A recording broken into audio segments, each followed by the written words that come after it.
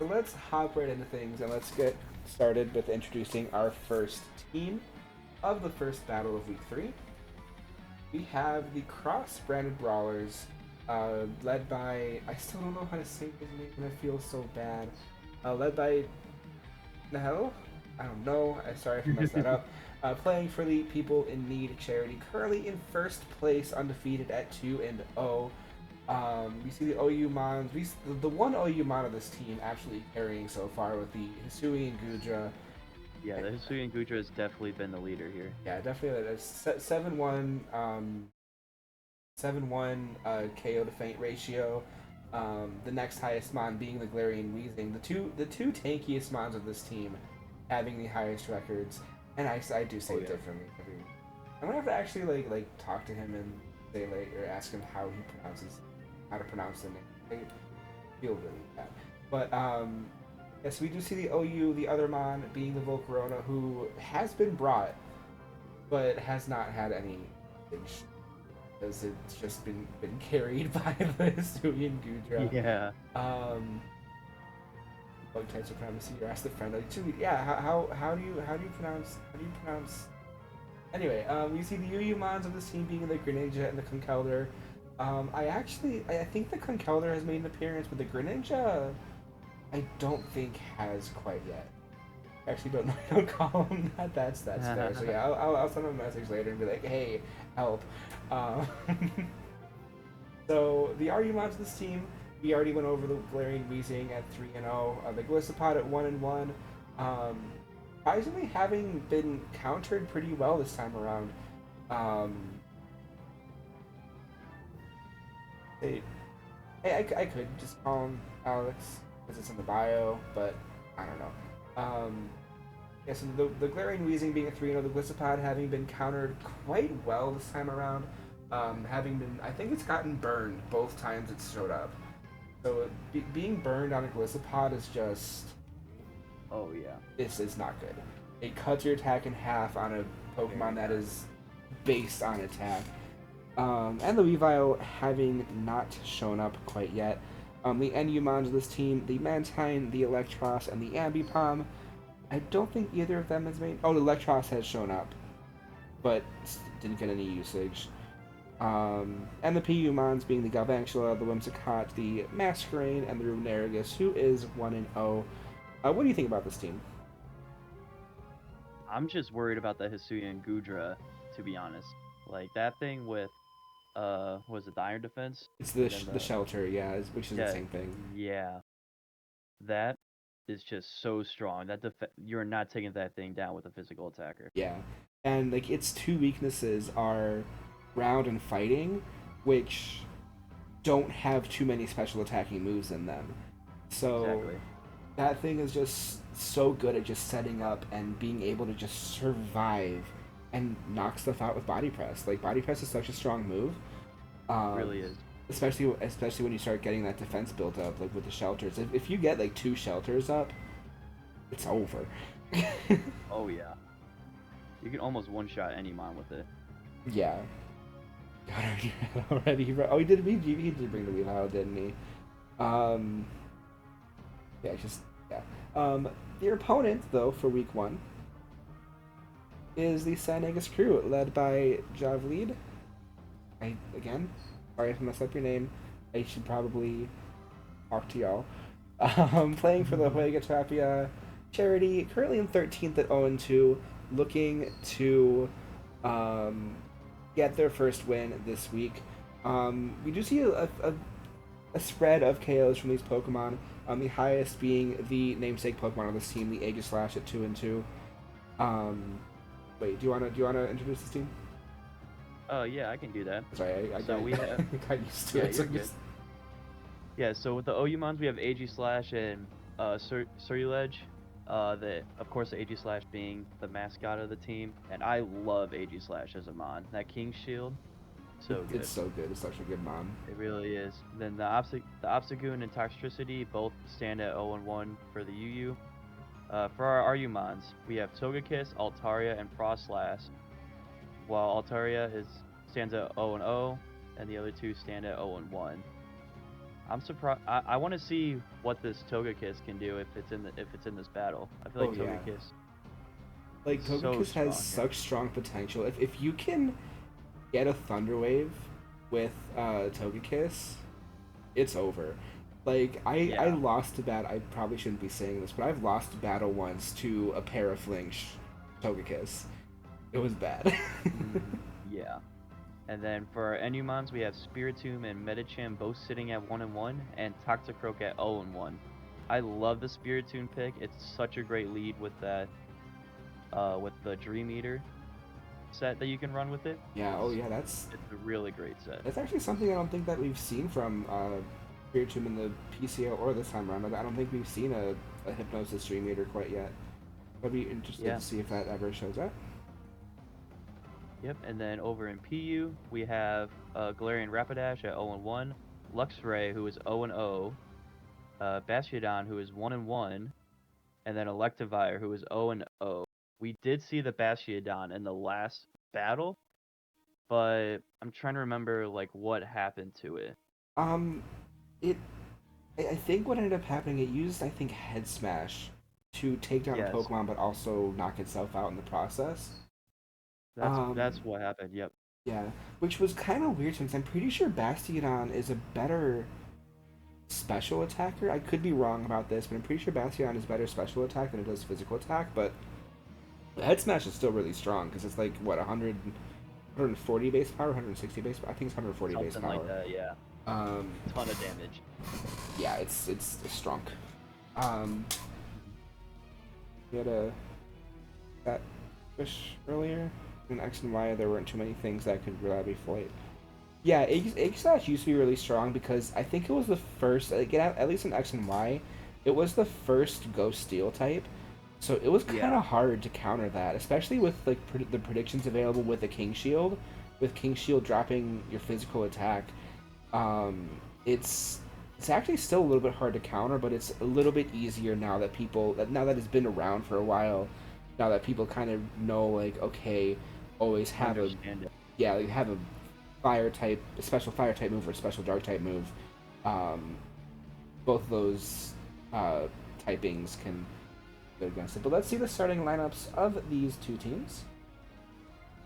We see from the Crossbender Brawlers, I almost forgot the name, the Hisuian Gudra and the Galarian Weezing, the two strongest not the two strongest mons, but the two mons that have been putting up the most work of this team so far.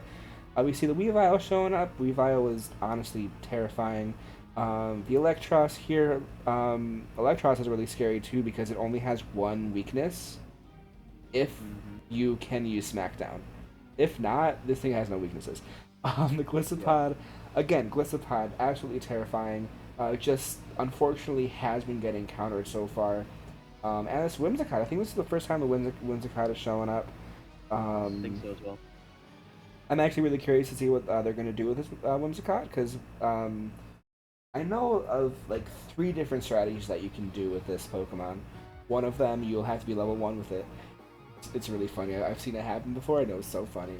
The San Agus crew on the top side. So talking about the Gliscopod fails, I can imagine. Gliscopod is so strong. It's just been Especially getting with countered. that first impression. Yeah, seriously, it's just naturally high attack and then first impression. So we see from the San Agus crew the Bastiodon. I think this is the same exact team as last week. The Bastiodon, the Luxray, Frostlass, Aegislash, Cerulege, and Medicham. We see the 3 ghost types right here, which actually the only counter to that is the Stark type here. I mean, obviously they have different weaknesses, but the one common weakness is that Dark type of the Weavile, which could be a little bit scary considering how fast and strong the Weavile is. What do you think about the starting lineup? So I'm interested to see what that Frostlass can do, especially because it isn't allowed to use Snow Cloak. So we will have to see what that Frostlass is able to do. But that Hisuian Gudra is just a beast.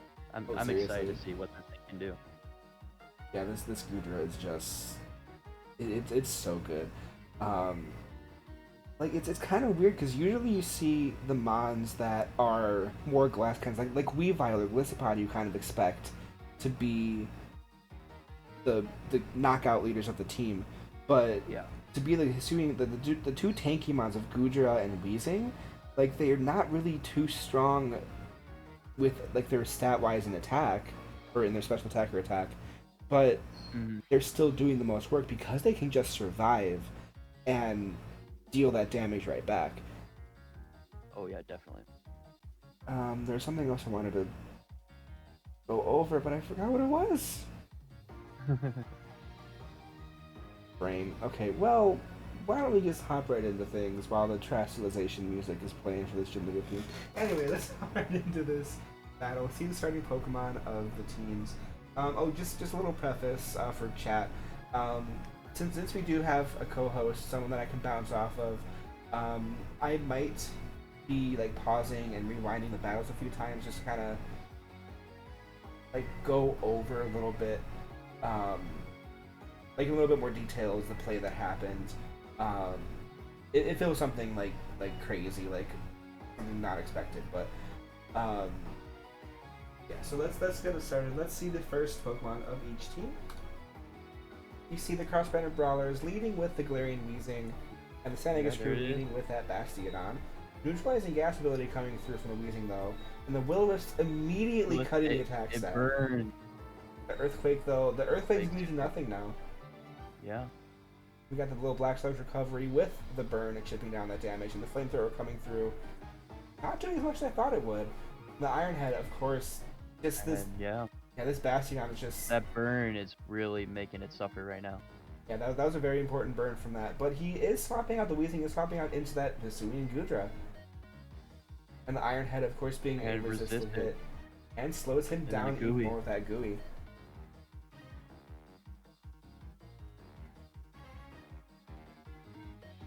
There's a shelter. And shelter is really scary, especially against the Bastiodon, because Body Press is 4 times super effective against this Bastiodon. And there it is, Body Press taking it down in this Bastiodon in just one hit.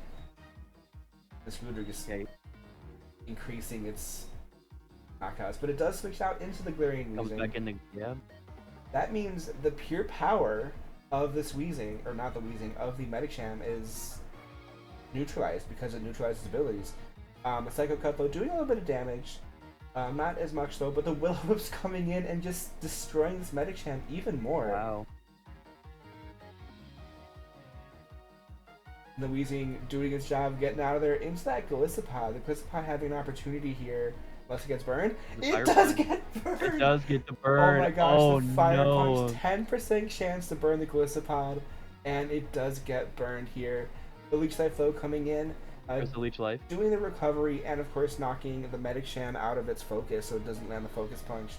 Poor Golisopod though, man, like, this is horrible. The Luxray swaps in to replace the Medicham. Predicting the swap, I'm guessing, and going into the drill run into that Luxray. Of course, though, being half damaged, the Flame Orb proccing from the Luxray to double its attack stats, though. With the Facade doing a little bit of damage. It's actually something I never thought about, was the Guts Facade potential of a Luxray. The Strange Steam missing, though. This is. And the Weezing surviving just a little bit longer. And gonna keep on surviving because he's swapping out into that Hisuian Gudra. Yep.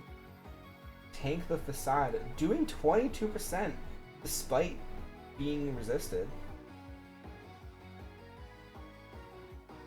The Luxray speed is now dropped from that Gooey. Here's and the superpower. The superpower does not knock it out. It gets so close, but the Gudra stands strong, and the Draco Meteor connects to take out this Luxray. Oh my gosh. I'm surprised that get some HP back from the leftovers. Yeah, I'm surprised Superpower didn't knock out this Gudra. That was like really clever for the Gudra. Golisopod swaps in, and then Night Slash only doing about 15%. Of course, Golisopod's burn, so it's going to take that slow chip damage. Aqua Jet doing absolutely nothing. The weak armor though being a little bit scary against a physical attacker, but the Night Slash does get the Golisopod into emergency exit range, into that Whimsicott. Whimsicott. Going for the Cotton Guard. Cotton Guard. Oh, here we go. And the Night Slash. Night Slash resists, but it does crit. It does get the crit, but is he choice banded? I think he's locked in. to this Night Slash. The Shadow Ball coming into a super effective hit, and he swaps out into the Egg Slash. Another Pokemon weak to Shadow Ball, though. Not doing too much, but it does get the special defense drop. Another Shadow Ball coming in, doing a little bit more from the special defense drop, but the stance change coming in. Into the close combat, a resisted hit because Whimsicott is a fairy type. Goes back into this, into its... Here's the King Shield. Shield form for the King Shield, yes, that is... I forgot what it was called. But the Shadow Ball coming through, and it does knock out this Egg Slash. Medicham then slots back in. This Whimsicott is standing kind of strong here at 2.5 times defense. The Moonblast just... Moonblast. Bonking this Medicham. Down goes Jackie Punch. Sarah Legs then comes back in. The Bitter Blade, super effective hit, but it survives because of its defense boost. But the weakness policy of this Whimsicott just takes down the Sarah Legs, leaving just this Frostlass. Whimsicott swaps out, being a little bit scared, but into the Weavile, which is a direct counter to this. Hidden Power being a super effective hit, though, but doesn't quite knock it out. But the knockoff is able to come in and immediately choice specs that. That makes sense. The knockoff takes down the Frostlass in one hit, leaving the cross-brand of Brawlers increasing their victory to 3-0 this week, still being undefeated.